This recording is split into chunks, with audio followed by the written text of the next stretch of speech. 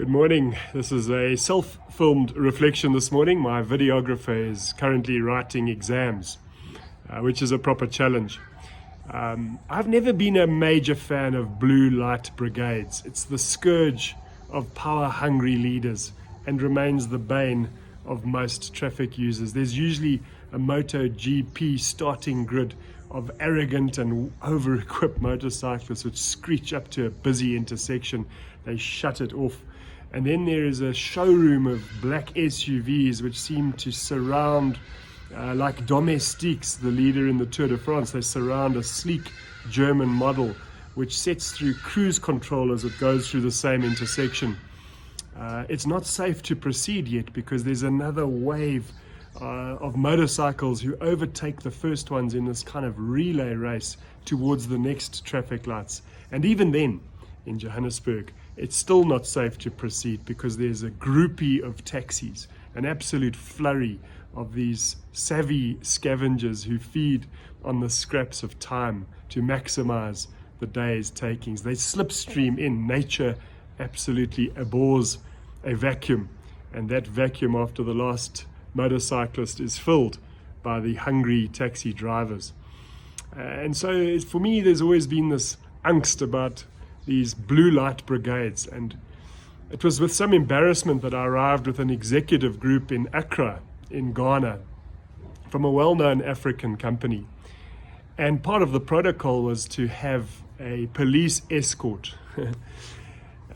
Well, it's part of the protocol, so I too slipstreamed into the comfort of the back of the SUV and enjoyed my drive into Labadi Beach Hotel in the early hours of the morning.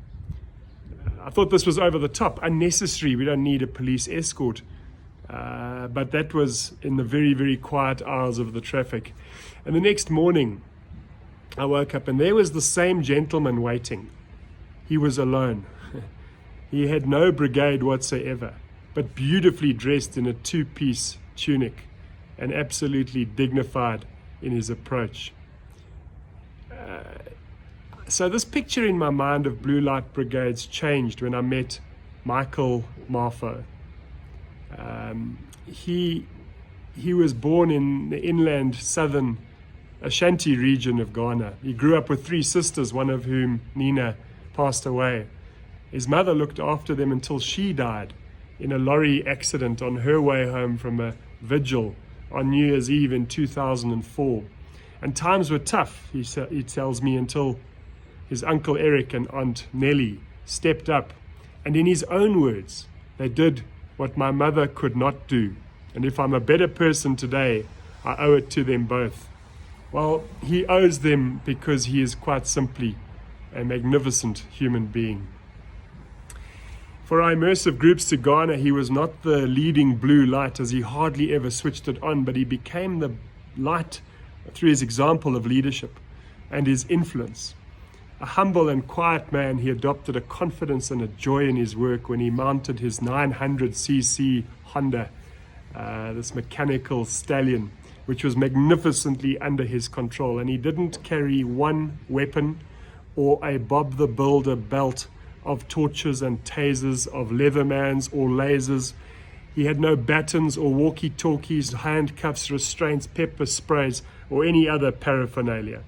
He's free to move, and move he does. He dances through the traffic where his play and his work become one, and he can change a fierce stare into a Hollywood smile in an instant, and only occasionally is a finger waved in reprimand. There's an absolute politeness and presence in what he does, and he seems to almost greet each motorist along the way. The road to Tema Harbour in Accra is much like life. It has good sections and bad. It has people who help and those who hinder. There are countless distractions along the way, and sometimes there is no visible way, and a new way must be found. On such a road, one is blessed to find a guide like Michael Mafo, a man who balances polarities of his world through both his sports and his spirituality, and above all else, in the inspiration he finds in service. The great orchestra conductor Leonard Bernstein could lead a full orchestra with just his facial expressions. Michael could lead a city's traffic with all its uncertainty and its complexity as an influence of one. No power or pepper spray, just a wink and a wave. And it helps to have a Hollywood smile.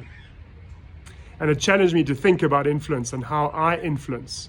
And just imagine if we could influence with the same levels of humility and grace and dignity that Michael Marfo can influence a city's traffic. It's a great challenge, but one that maybe we should think about taking up. Have a wonderful weekend ahead, and see you next time.